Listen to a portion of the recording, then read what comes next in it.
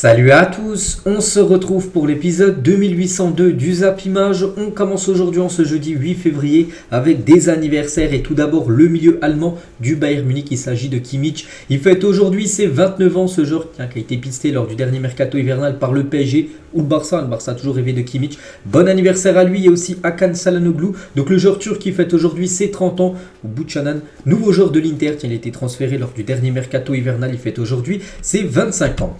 On continue, on va parler de tout ce qui s'est passé hier et on commence avec la Coupe d'Afrique des Nations car hier se jouaient les deux demi-finales et tout d'abord la première demi-finale qui avait lieu hier à 18h heure française, le Nigeria contre l'Afrique du Sud, score final 1 partout.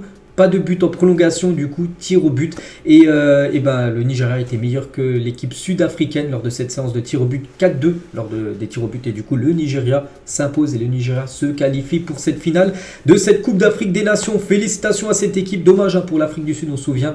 Alors, du quart de finale, ils avaient été exceptionnels, surtout leurs gardiens lors de la séance des tirs au but. Cette fois-ci, ça n'a pas suffi.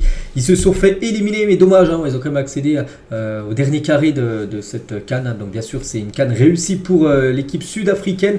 Donc, les statistiques de la partie, donc les stats sont quasiment pareils. Bon, la possession un peu plus côté Afrique du Sud, mais les tirs, regardez, 14 tirs pour les deux équipes, 6 tirs cadrés pour le Nigeria, 5 tirs cadrés pour l'Afrique du Sud. C'est pour ça que le nul était plutôt logique. Donc, voilà, il fallait bien départager, il fallait bien un vainqueur. Et c'est pour ça que il y a eu les tirs au but et le Nigeria a été meilleur. Donc félicitations à cette équipe. Le Nigeria se qualifie pour cette finale et le Nigeria va terminer sur le podium de la CAN. Ça sera soit premier, soit deuxième pour la 16e fois de son histoire. Un record absolu, une vraie nation de football. C'est vrai, aucune autre équipe africaine a accédé autant de fois sur le podium que le Nigeria. Donc exceptionnel bien sûr cette équipe.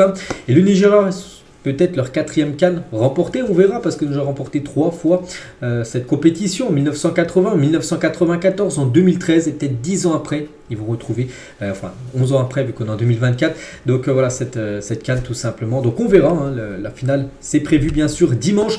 Et les gens critiquaient tous cette équipe, qualification au final de la CAN. C'est vrai qu'il y en a beaucoup qui disaient, même moi, je disais que vraiment ils avaient une attaque énorme. On sait que l'attaque est exceptionnelle là-bas au Nigeria, mais la défense peut-être un peu moins, c'était peut-être le point faible, et pas du tout les gars, la défense a été très solide, l'une des meilleures, peut-être même la meilleure des défenses de cette CAN, et l'attaque aussi exceptionnelle, et du coup ça fait un équilibre parfait, et du coup ils sont en finale de cette compétition à cette redoutable équipe du Nigeria, et on va parler surtout la CAN de ce joueur les gars, donc William Trost Ekong est tout juste incroyable, donc l'un des meilleurs joueurs de cette compétition, si ce n'est le meilleur joueur de cette CAN, vous savez après la finale il y aura le titre du meilleur joueur tout ça, et il peut remporter ce prix du meilleur joueur de cette Coupe d'Afrique des Nations.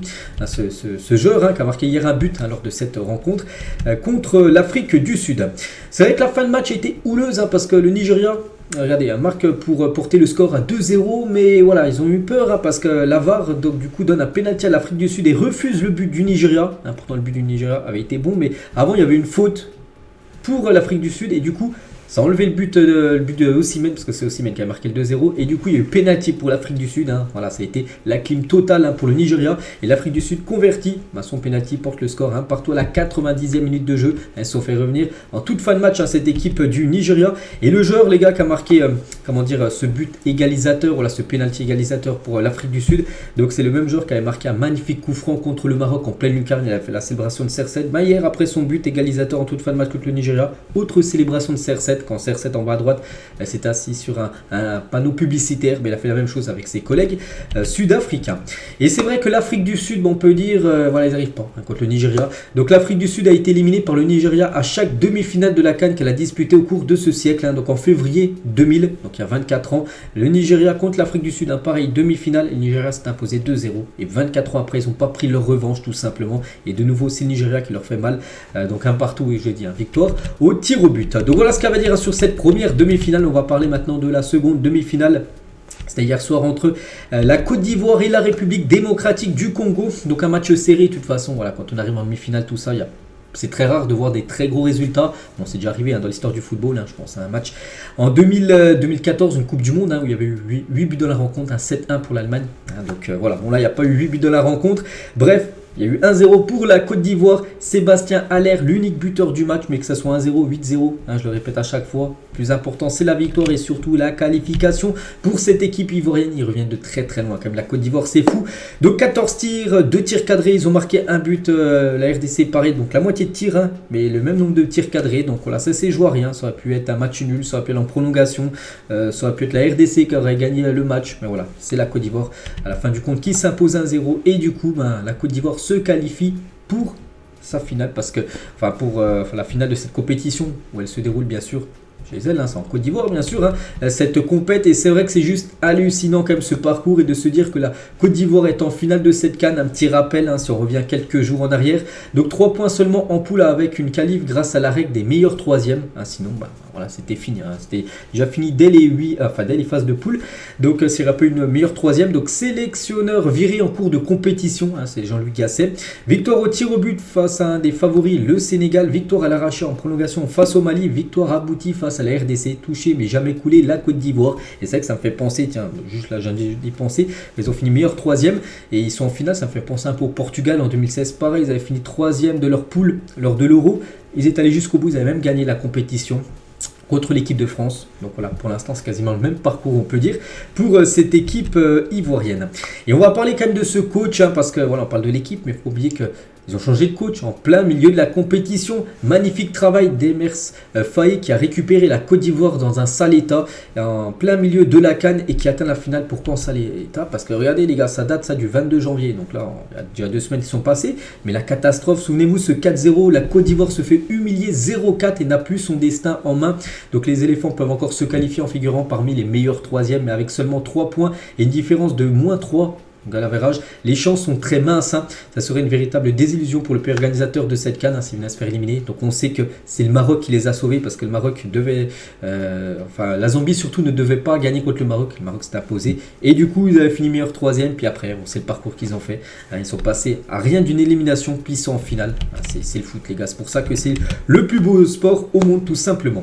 Le meilleur joueur de cette rencontre, c'est Franck Kessié, l'ancien joueur du FC Barcelone. Félicitations à lui. C'est lui le meilleur joueur de cette partie. Ça aurait pu être lui aussi les gars, il a fait un énorme match, Ghislain Conan. Donc incroyable rencontre de la part du latéral gauche ivoirien.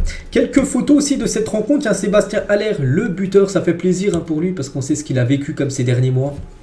Il a lutté contre un cancer, tout ça. Et là, c'est lui qui permet, avec son but hier, le seul but du match, d'accéder tout simplement à la finale de cette compétition. Donc voilà, quelques photos, bien sûr, de cette de la joie des joueurs. Pareil, dans les vestiaires après. Donc la joie des joueurs ivoiriens dans le vestiaire après la qualification de la CAN. N'oubliez pas que lors du tour précédent, ils avaient dit dans le bus, on vaut rien, mais on est qualifié. C'est vrai que ça continue. C'est ce qu'eux, ils avaient dit de leur propre mot, qu'ils valaient rien, mais on est qualifié, tout ça. Voilà.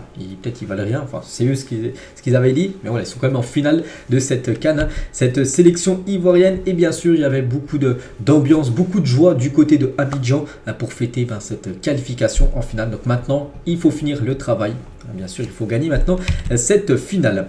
Et on va juste parler quand même des 2 perdants, donc 2 nations qui ont réalisé une CAN magnifique. Donc personne ne les attendait. Donc ils s'affronteront lors de la petite finale pour la 3e place, Afrique du Sud contre la République démocratique du Congo. Et en parlant de la RDC, pour revenir sur le match hier, donc le signe des joueurs congolais lors de l'hymne national pour dénoncer le génocide en République démocratique du Congo. Parce que pour ceux qui suivent un peu les infos, vous savez ce qui se passe dans ce pays, c'est chaud. Donc c'est pour ça qu'ils ont fait ce signe politique tout simplement. Et Chancel Mbamba s'exprime sur le geste des joueurs. Il a dit: tout le monde sait ce qu'il se passe en RDC, ça fait 20 ans qu'il y a des guerres et des massacres. On a fait passer le message qu'on voulait. L'Union européenne, on va voir, on a montré qu'il y a beaucoup de massacres au Congo. Voilà pourquoi ils ont fait ça. Ils ont eu raison bien sûr. On leur envoie tous beaucoup de force. Du coup, pour continuer les gars avec la CAN, donc l'affiche tout d'abord. Pour la petite finale, la 3e place, Afrique du Sud, RDC. Donc le match aura lieu, c'est après-demain, donc samedi 21h. Voilà cette rencontre, on en reparlera bien sûr. Et la grande finale, c'est dimanche 21h, le Nigeria contre la Côte d'Ivoire. Donc la finale cette année, pour cette édition, c'est ça. Donc ça sera une finale inédite. Jamais il y a eu une finale entre le Nigeria et la Côte d'Ivoire. Donc voilà, soit la Côte d'Ivoire gagnera sa 3e CAN, ou soit le Nigeria gagnera sa 4e CAN. Verdict dans quelques jours. Et voilà le tableau final que je vous montre à chaque fois qu'on connaît des équipes qualifiées. Maintenant, voilà, il est quasiment tout rempli, on peut dire, ce tableau final. Et concernant cette CAN, les gars, donc officiel, il y aura 5 joueurs de Ligue 1 en finale de la CAN. Donc 2 Niçois, Mofi et Boga, et 3 joueurs, enfin des Niçois. Déjà, c'est sûr que les gars, déjà il y aura un joueur de Nice. Le GC Nice est assuré d'avoir un champion dans son équipe. Ça sera soit Boga, soit Mofi. Et c'est vrai qu'il y aura 3 Ivoiriens et 2 joueurs nigérians pour cette coupe, pour cette finale, voilà, de cette CAN. Et tiens, peut-être un bon signe, on ne sait pas, pour la Côte d'Ivoire, parce qu'aujourd'hui, tiens, il y a 9 ans, jour pour jour en arrière. Donc voilà, on revient quelques années en arrière. La Côte d'Ivoire remportait sa dernière CAN. C'était une victoire au tir au but dans une séance interminable. Il y a eu plein de tireurs, tout ça. Et voilà, la Côte d'Ivoire a remporté cette compétition. On peut voir Eric Bailly qui, avec ce trophée, on verra si quasiment 9 ans plus tard, jour pour jour, gagneront de nouveau ce titre. Donc voilà ce qu'on va dire sur la Coupe d'Afrique des Nations. On va parler aussi de la Coupe d'Asie parce qu'hier, il y avait la deuxième demi-finale. Donc qui allait accompagner la surprise Jordanie en finale. C'est le Qatar, pays organisateur, qui a battu l'équipe de l'Iran. Donc voilà, on peut voir tous les buteurs lors de cette rencontre. Donc l'Iran, les gars, c'est une grosse nation du football. Donc voilà, c'est le Qatar, les gars, qui se qualifie. Donc félicitations bien sûr à cette équipe. Et le Qatar qui a perdu tous ses matchs lors de la dernière Coupe du Monde. Ils viennent d'atteindre la finale de la Coupe d'Asie, battant au passage l'un des favoris du tournoi, l'Iran. Et c'est au même titre que la Corée ou même le Japon. C'est fini. Donc voilà, des progrès quand même incroyables pour cette équipe du Qatar. Et on sait que ça a été un match qui a duré très longtemps. Donc on joue l'équivalent d'une mi-temps de prolongation entre l'Iran et le Qatar en Coupe d'Asie. Donc le match a été fini au bout de 90 minutes de jeu. Mais il y a peu de prolongation, mais voilà, c'est comme s'il y en avait une parce que il y avait 90 plus 15 minutes quand même de temps de jeu. Donc voilà, concernant ce match. Donc Jordanie-Qatar, c'est vrai que c'était pas non plus l'affiche qu'on... Voilà, on voyait plus un Japon, la Corée, l'Iran. Voilà, mais voilà, c'est quand même 2 surprises. Comme la Jordanie, première fois qu'ils sont en finale, et le Qatar, c'est pays organisateur, un peu comme la Côte d'Ivoire, pays organisateur, ils vont aussi en finale. Donc voilà, concernant ces 2 finales qui se jouent ce week-end. On quitte le Qatar, on revient en Europe, en France. On va parler maintenant de la Coupe de France et on commence avec le Paris Saint-Germain qui jouait hier soir contre l'équipe de Brest et le PSG s'est imposé 3-1. Donc les buteurs Mbappé, Danilo Pereira et Gonzalo Ramos en fin de match. Mounier a été buteur côté Brest. À noter que Brassier a pris double jaune, du coup carte rouge, on va en parler parce que c'est quand même un terrible coup qu'il a mis à Kylian Mbappé. Bref, les statistiques de la rencontre. Donc le PSG 20 tirs, 8 tirs cadrés, 3 buts. Donc c'est peut-être de bon augure avant le match contre la Real Sociedad maintenant prévu dans 6 jours exactement. C'est mercredi prochain. Cette rencontre, donc c'était un bon test contre Brest, une équipe qui avait plus perdu depuis plus de 3 mois quand même, toutes compétitions confondues. Donc voilà, le PSG a réalisé une belle partie. Cette fois-ci, surtout Paris a tenu parce que le PSG avait déjà joué contre Brest il y a à peu près une dizaine de jours. Le PSG menait 2-0 en championnat, c'était fait revenir à 2 partout. Donc hier c'était pareil, le PSG menait 2-0. Brest est revenu à 2-1, donc on ne savait pas. Puis après, voilà, le PSG a mis ce 3-1. Et du coup, là, cette fois-ci, le PSG a su tenir ce résultat et surtout se qualifier. Et la une du journal Équipe aujourd'hui, par rapport à ce match, Mbappé dure au mal. Qu'est-ce qui s'est passé avec Kylian? Donc, victime d'une agression de Lilian Brassier à la 69e minute de jeu. Kylian Mbappé s'est tout de même relevé. Auteur du premier but, il emmène Paris en quart de finale parce qu'on a eu très peur. Je ne vous cache pas, voilà. Perdre Kylian Mbappé à 6 jours de la Ligue des Champions, ça aurait été une catastrophe. Pourquoi? Parce qu'en gros, il y a eu un tacle assassin sur Kylian Mbappé, la cheville tourne, mais le Français s'est miraculeusement relevé, c'est fou.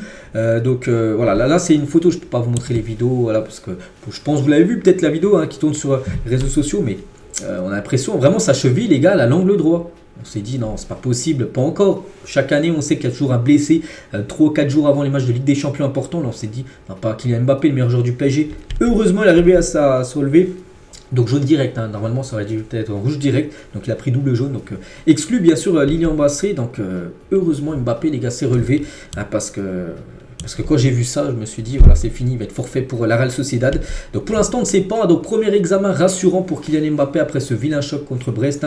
L'évolution de l'état de sa cheville sera quand même surveillée de tout près. Enfin, ce matin, il y aura quand même des tests. On ne sait pas parce qu'il s'est relevé. Hier, il a pu jouer la fin de match, mais on ne sait pas. Peut-être aujourd'hui, peut-être il a des... Vu qu'hier, son muscle était chaud, peut-être là, ils sont des douleurs et peut-être il est incertain, on ne sait pas. C'est vrai que...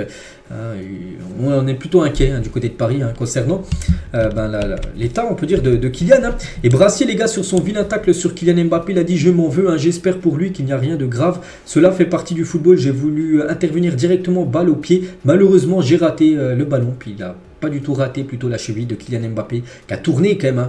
Et des fois, on voit des blessures comme ça où le gars, c'est fini, il est opéré, tout ça. Pour Kylian, pour l'instant, ça a l'air d'aller.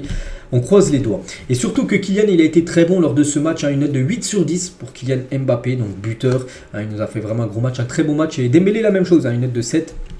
Gros match aussi de la part de Dembélé. Pour revenir sur Kylian, parce que là, on parlait de sa blessure, enfin... Il a peu de blessures, heureusement, mais on va parler aussi de niveau statistique parce qu'il a encore marqué Kylian Mbappé.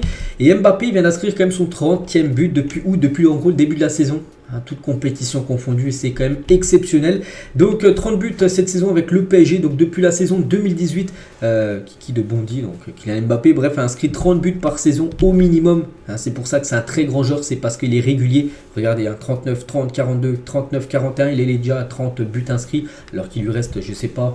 Combien de matchs à peu près, peut-être une vingtaine de matchs avec le PSG voilà, pour finir la saison. Donc on pense qu'il va encore marquer, bien sûr Kylian Mbappé.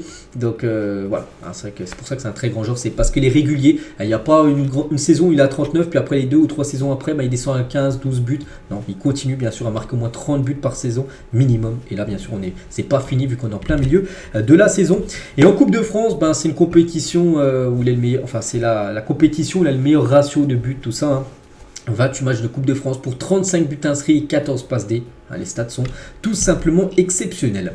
Et toujours avec Kylian, d'après l'équipe aujourd'hui, le journal L'équipe, donc en janvier, Kylian Mbappé avait confié en privé vouloir rendre public sa décision officielle début février. Donc là, on est quand même le 8 février. Donc là, on est encore le début février. Quand on va passer au 10 février, on sera mi-février, on va lire. Donc début février, c'est là. Donc ça...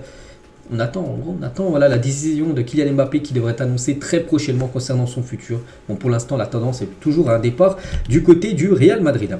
Toujours sur ce match hier, on va juste parler aussi de Dembélé. J'ai dit un gros match, une note de 7 sur 10. Et Dembélé, c'est 3 passes D sur ses 3 dernières titularisations avec le PSG. C'est lui l'auteur de la passe D sur le but de Danilo Pereira.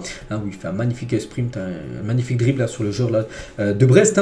Donc pointé du doigt pour son rendement jugé insuffisant. Son arrivée, il est en train de répondre de la meilleure des manières. C'est vrai que début de saison, ça a été compliqué, mais là vraiment depuis quelques temps, Dembélé depuis 2-3 mois, vraiment on retrouve le Dembélé qu'on a toujours connu bien sûr, un joueur de classe mondiale. On continue avec des autres rencontres, il y avait aussi un Lyon-Lille important, c'était à 18h30 le match hier. Et c'est Lyon qui s'est imposé 2-1. Donc Orban et Cherki ont été les 2 buteurs contre Alexandro, buteur côté lillois. Donc félicitations à Lyon après sa victoire 1-0 contre Marseille dimanche dernier lors de l'Olympico. Ils enchaînent avec une deuxième victoire d'affilée. En plus là c'était Lille en face, ça va beaucoup mieux pour Lyon. On se souvient début de saison, c'était défaite sur défaite à chaque match. Puis là ils enchaînent les victoires. Donc les Gones croquent les Dogs en gros. Et la une du journal L'équipe aujourd'hui, donc les progrès de Lyon grâce notamment à ses recrues Orban mais aussi à Ryan Cherki transformé. Donc Lyon va mieux et se qualifie pour les quarts de finale de cette Coupe de France. Et c'est vrai que si on regarde le bilan de Pierre Sage, ça n'a rien à voir avec Laurent Blanc, avec Grosso, les anciens coachs qui ont floppé. Lui les gars, déjà ses qualifications pour les quarts de finale. On sait que l'objectif de Lyon c'est de gagner cette Coupe de France pour jouer l'Europa League la saison prochaine, parce que par rapport au championnat, ça va être compliqué d'accrocher une place européenne. Donc sur les 11 matchs qu'il a pu diriger Lyon, donc 7 victoires, 4 nuls, c'est pas mal, c'est même très très bien. Surtout si on compare avec les autres, Grosso, lui c'était l'inverse, c'était plutôt 7 défaites et 4 victoires, même encore moins de victoires donc avant. Donc voilà, ça se passe beaucoup bien pour Pierre Sage. Et aucun autre entraîneur de Lyon que Pierre Sage n'avait réussi à gagner 7 de ses 11 premiers matchs à la tête du club depuis Alain Perrin en 2007. Donc il a eu un vrai impact dans le technicien français. C'est pour ça que Lyon l'a confirmé. Au début, il devait être là pour intérim seulement quelques matchs, puis après Lyon allait chercher un autre entraîneur. Mais du coup, vu que les résultats sont bons, en gros, il va être confirmé, peut-être en place jusqu'à la fin de saison tout simplement. Oui, certainement, Pierre Sage. Donc voilà, 7 victoires sur ses 11 premiers matchs. Il faut remonter à 2007 pour voir un entraîneur faire aussi bien que Pierre Sage. Et Jérôme Roten avant-hier, donc avant le match entre Lyon et Lille. Donc à propos du turnover, parce que Pierre Sage, il a dit qu'il allait faire tourner pour ce match, et il a bien fait tourner lors de ce match. Donc Roten, il a dit, il se fout de la tête de qui. Il a envie de gagner un titre quand même, tu joues à domicile. Donc il a dit en gros, voilà, ton objectif, gagner la Coupe de France pour à jouer l'Europa League et surtout gagner un titre, pourquoi tu vas faire tourner? Et bah du coup résultat, donc victoire, il a fait tourner avec une victoire et du repos pour ses joueurs cadres, hein, donc voilà, tout va bien actuellement du côté de Lyon, enfin ça va beaucoup mieux qu'avant, hein. Et regardez, il y a des recrues, tiens, comme Perry, le gardien, a été titulaire, Mangala, Orban, Fofana, tiens, ça c'est 4 recrues lors du dernier mercato hivernal, elles ont toutes commencé titulaires, elles ont été plutôt bonnes, hein, ces recrues, et surtout un buteur, Orban les gars, et premier but avec Lyon pour Orban, comme un symbole face à Lille, hein, qu'il avait failli rejoindre l'été dernier, il était à deux doigts, hein, de rejoindre l'équipe de Lille, du coup bah, il était resté à l'équipe de Genk, puis avant de rejoindre maintenant Lyon, et du coup bah, il a été buteur contre cette équipe du LOSC qu'il aurait dû rejoindre l'été dernier. Cherki aussi s'offre un but face à Lille, et même un but et une passe D, il a été décisif sur les deux buts. Rennes, Cherki lui aussi, hein, ça va beaucoup mieux actuellement. Il a dit à la fin du match, on avait à cœur de tout donner, on fera la guerre à tout le monde, et on essaiera d'aller le plus loin possible en Coupe de France, hein, c'est l'objectif bien sûr de Lyon, donc déjà essayer au mieux de finir la saison en Ligue 1, déjà pas descendre, bon, je pense qu'ils ne vont pas descendre à l'équipe de Lyon. Et voilà, pour les places européennes, ça va être compliqué, hein. Ils auront trop de points de retard. Et gagner la Coupe de France, hein, comme j'ai dit, hein, comme ça, une qualification en Coupe d'Europe, hein, ça serait sauvé, on peut dire, la saison, peut-être même une saison réussie, hein, s'il y a un titre au bout. Et Lille, hein, les gars, qui n'avait pas encaissé le moindre but en 2024. Hein, voilà, ça faisait un mois et demi, un mois et 7 jours exactement, ils n'avaient pas pris un but, bah, voilà, ils ont pris 2 buts hier. Donc belle série, hein, de 5 clean sheets de suite, hein, cassée par le Lyonnais J. Orban qui a été buteur contre cette équipe de Lille hier. Et Lyon, tiens, toujours vu qu'on parlait d'eux, hein, donc se déplacera à Montpellier là, ce week-end en car, donc en bus, hein, plutôt qu'en avion le 11 février prochain, donc dans 3 jours. Hein, il y a 300 km entre Lyon et Montpellier, donc c'est pas le train mais c'est toujours plus écolo que l'avion, donc cela paraît logique mais c'est assez peu courant ce type d'initiative en Ligue 1 parce que souvent on prend l'avion parce que c'est plus rapide bien sûr que le bus, et voilà, là, donc là le bus sera pris pour dire que c'est beaucoup plus écolo tout simplement que l'avion, donc bon geste, hein, bien sûr de la part de Lyon.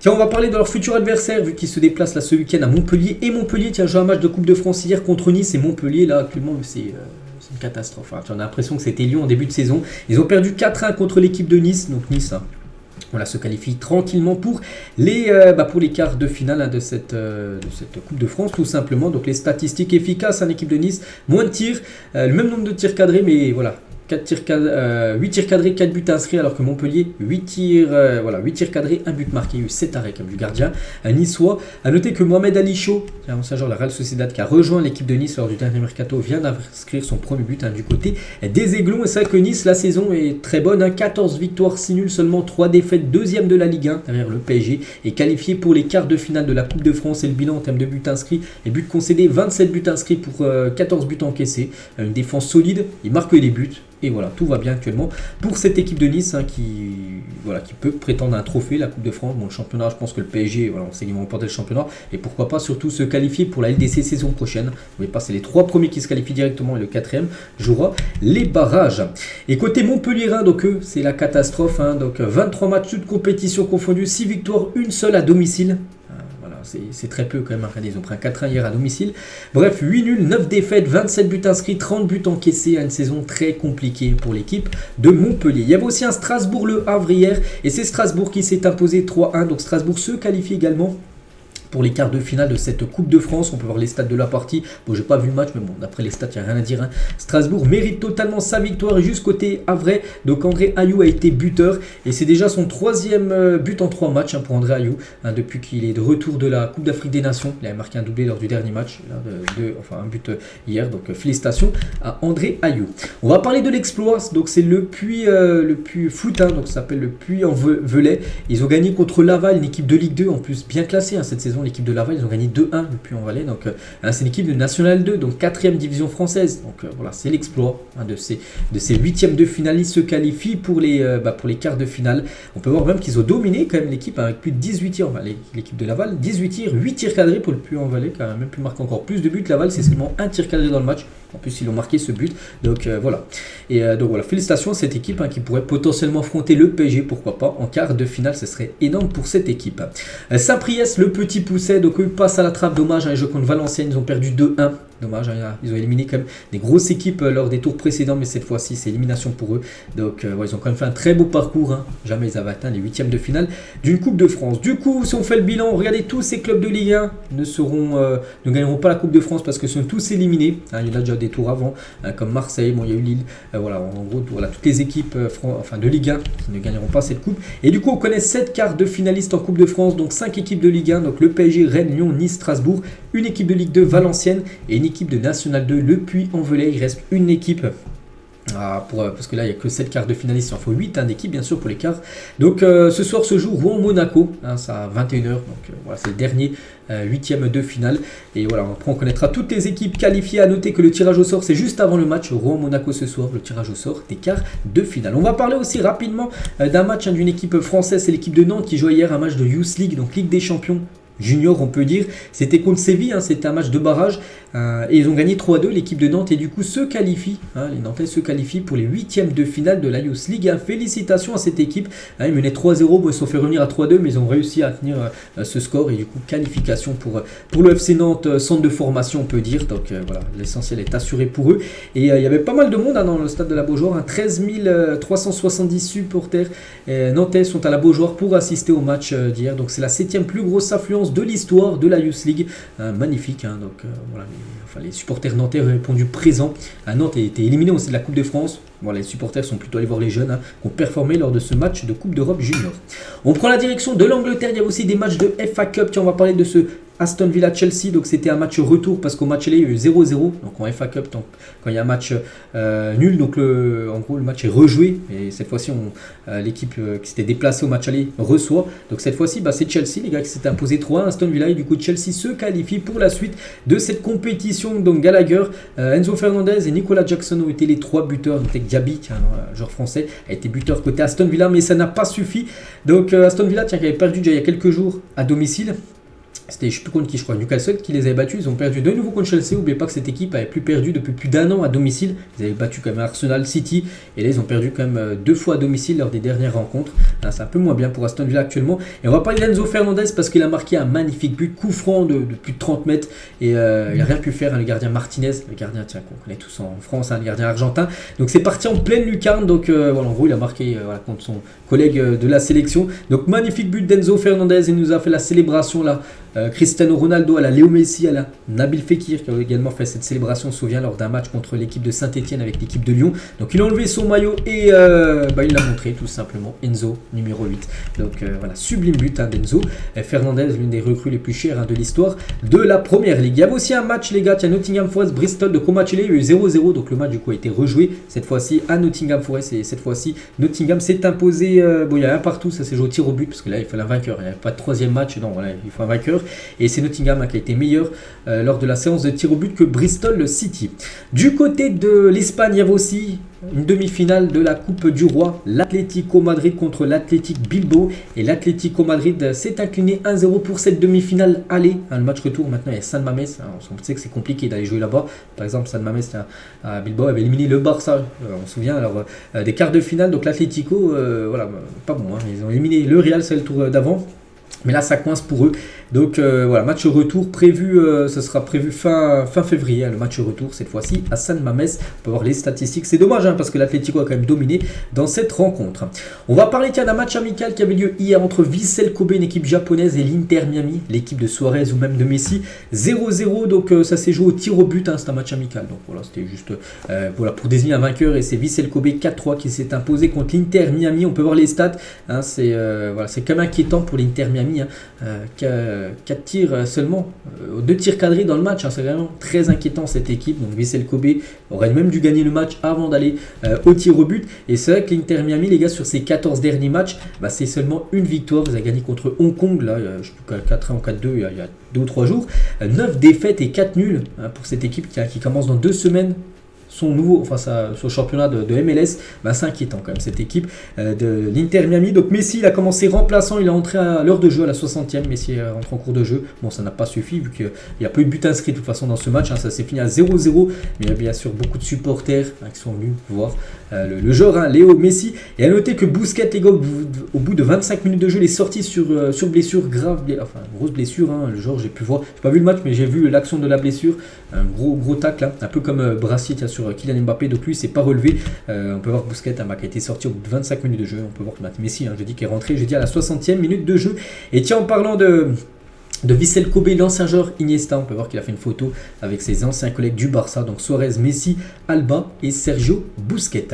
Il y avait aussi un match de Bundesliga hier, pour vraiment être complet sur tout ce qui s'est passé. Donc Mayence contre Union Berlin, un partout. Donc du coup classement, donc Union Berlin 15e. N'oubliez pas que la saison dernière, ils avaient fini dans le top 4. C'est pour ça qu'ils ont joué à LDC. Cette saison, c'est très compliqué. Et Mayence avant-dernier de cette Bundesliga. Il y avait aussi normalement un match de Coupe d'Allemagne hier. Donc on se souvient que Leverkusen s'était qualifié pour les demi-finales avant-hier. Et hier, il va voir Gladbach contre Saarbrück qui avait éliminé le Bayern Munich à l'heure tour précédent. Le match n'a pas été joué parce qu'en gros on peut voir l'état de la pelouse impraticable, trop de pluie. Le match sera joué à une date ultérieure. Il y a aussi l'équipe de Al-Ittihad, l'équipe de Benzema qui joue du côté de Altay. Victoire 3-0 pour Al-Ittihad pour cette première rencontre pour début février on peut dire. Donc on peut voir les compos. Donc Kanté a commencé titulaire côté Al-Ittihad et on peut voir que Benzema n'a pas commencé titulaire, il n'a même pas joué Benzema et Benzema c'est très compliqué à sa situation, on sait que c'est délicat avec l'entraîneur et ça se confirme les gars. Donc hier il n'a même pas été retenu dans le groupe. Selon Marca, la tension augmenterait entre Benzema et son entraîneur Marcelo Gallardo durant la séance d'entraînement, donc c'est avant-hier, donc la veille du match. Gallardo ferme dans ses convictions de ne pas accorder de privilèges, aurait ordonné à Karim Benzema de s'entraîner individuellement après une première partie de travail avec le groupe. Donc il s'est entraîné collectivement à Benzema, puis la deuxième partie l'entraînement, il voulait qu'en gros il s'entraîne tout seul, Benzema. Donc Marca explique que Benzema a alors refusé de s'entraîner tout seul et aurait quitté la séance peu de temps après. Le Français aurait estimé cette demande injuste alors qu'il s'était déjà entraîné seul pendant ses jours d'absence en pré-saison. Gallardo voudrait punir Benzema tant qu'il ne s'excuse pas et ne se réfère pas aux règles générales. C'est toujours très compliqué la situation de Benzema. Le match, c'est un peu probable que le Français soit convoqué. Oui, il n'était pas convoqué pour le match où ils ont gagné 3-0. Donc c'est très chaud entre Karim Benzema et Gallardo. Il va falloir trouver une solution. Donc là, maintenant, il est sûr de rester au moins jusqu'à la fin de saison. Mais l'été prochain, je le vois bien quitter cette équipe de Al-Ittihad. Peut-être pas pour revenir en Euro, mais peut-être pour changer de club. Pourquoi pas Al-Nasser, Al-Ali, Al-Hilal, une autre équipe saoudienne. Mais là, Al-Ittihad, on a l'impression que ça ne matche pas entre Benzema et cette équipe saoudienne. Tiens, on va parler d'un joueur lui qui joue en Arabie Saoudite. Lui, ça se passe très bien. C'est Cristiano Ronaldo. Donc hier, il n'y avait pas de match et surtout, il a profité du soleil saoudien, Ronaldo, parce que c'est sa dernière publication Instagram. On peut aller sur son compte Instagram, il a mis ça. Cristiano Ronaldo. Thomas Meunier, donc c'est officiel, quitte le Borussia Dortmund et signe à Trabzonspor. J'en ai parlé il y a quelques jours. Ça y est les gars, c'est signé pour l'ancien joueur du PSG Dortmund en direction la Turquie. Concernant Jess Lingard au FC Séoul, here we go. Donc normalement là dans la journée, ce sera certainement officiel. Donc l'ancien joueur Nottingham Forest ou même de Tottenham devrait rejoindre cette équipe coréenne. Donc il va quitter à 31 ans l'Europe. C'est vrai qu'il ne jouait plus depuis quand même pas mal de temps. Il ne trouvait plus de club et du coup il va relancer sa carrière en Corée. Donc on lui souhaite bonne chance à Jess Lingard. Enzo Lefebvre, tiens, j'avais parlé là, ceux qui ont suivi l'épisode hier, j'avais dit qu'il était sorti sur blessure au bout de 5 minutes de jeu lors du match Sochaux-Rennes.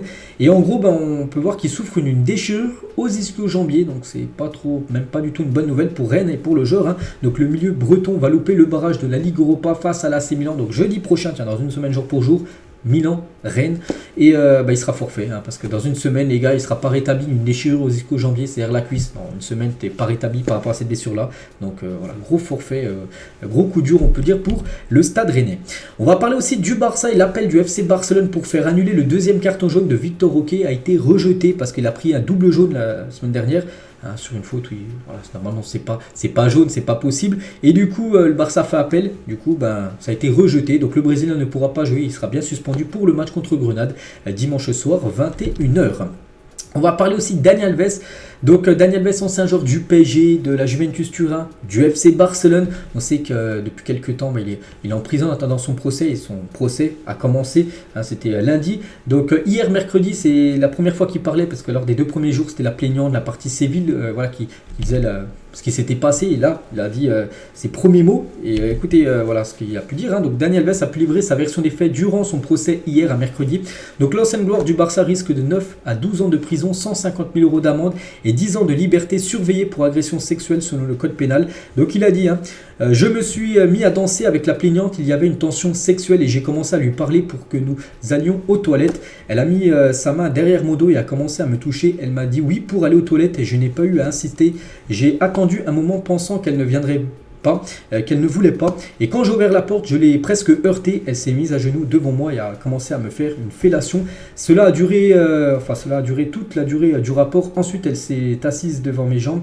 J'ai éjaculé en dehors de son sexe. À aucun moment, elle ne m'a dit qu'elle ne voulait pas ou quoi que ce soit. Je ne l'ai pas giflé, je ne l'ai pas jeté à terre. Je ne suis pas un homme violent. Elle ne m'a pas dit qu'elle ne voulait pas avoir de relations sexuelles. En gros, il dit que c'était une relation sexuelle consentie, qu'elle était ok tout simplement, parce que voilà, c'est pas pareil que si la fille ne veut pas ou qu'elle veut. Pour lui, en gros, elle dit qu'elle voulait. Voilà, c'est ce qu'il a dit hier au tribunal de Barcelone. Donc enfin, le joueur a dit être sous l'emprise de l'alcool, qui constitue une circonstance atténuante en Espagne durant la soirée. En gros, ça veut dire que si tu es bourré, en gros, tu prends moins d'années de prison. Bon, voilà, c'est ce qui se dit en Espagne. Bref, la décision définitive du parquet devra intervenir d'ici 30 jours à peu près. Voilà, dans le mois, là, on saura combien d'années de prison il va faire. Donc, voilà, le Brésilien a demandé à être innocenté ou à être condamné à seulement 1 an de prison. C'est ce qu'il veut, lui. Dani Alves, c'est ce qu'il a demandé avec son avocat, d'être puni. Voilà, 1 an de prison. Voilà, alors qu'il pourrait prendre jusqu'à 12 ans maximum. Et d'après les Mundo Deportivo, donc les sites espagnols, donc il devrait prendre une peine entre 4 et 12 ans de prison, Dani Alves. Donc voilà ce qu'on a appris hier de son procès. Comme j'ai dit, dans les 30 prochains jours, on saura le verdict final. Et pour finir cet épisode, on va parler aussi d'un ex-joueur, joueur toujours, mais lui aussi a des problèmes avec la justice. C'est lui et officiel. Quincy Promes a perdu son procès et a été condamné à 18 mois de prison et a versé des dommages et intérêts à la victime. Pour rappel, il avait blessé grièvement son cousin au genou avec un couteau en 2020. Donc là aussi, il est passé au tribunal, je ne sais pas si c'était hier ou peut-être il y a 2-3 jours. Bref, voilà, c'était ces derniers jours. Et du coup, il va donner 7 000 € à son cousin, puis 18 mois de prison. Ferme pour Quincy Promes, une trajectoire de carrière assez catastrophique. C'est dommage parce que c'est un très bon footballeur. Moi, je joue au Spartak Moscou, mais voilà, toutes ces affaires extra-sportives nuisent totalement à sa carrière. Donc voilà, concernant ces 2 joueurs là qui sont passés au tribunal, Dani Alves et Quincy Promes. Donc voilà les gars, tout ce qu'il y a à dire aujourd'hui. J'espère que ça vous a plu. Je pense que j'ai tout parlé, de la CAN, la Coupe d'Asie, la Coupe de France, tout. Donc on se retrouve nous tout à l'heure. Il y a l'After Zappimage tout à l'heure. J'ai encore plein d'autres infos à vous donner.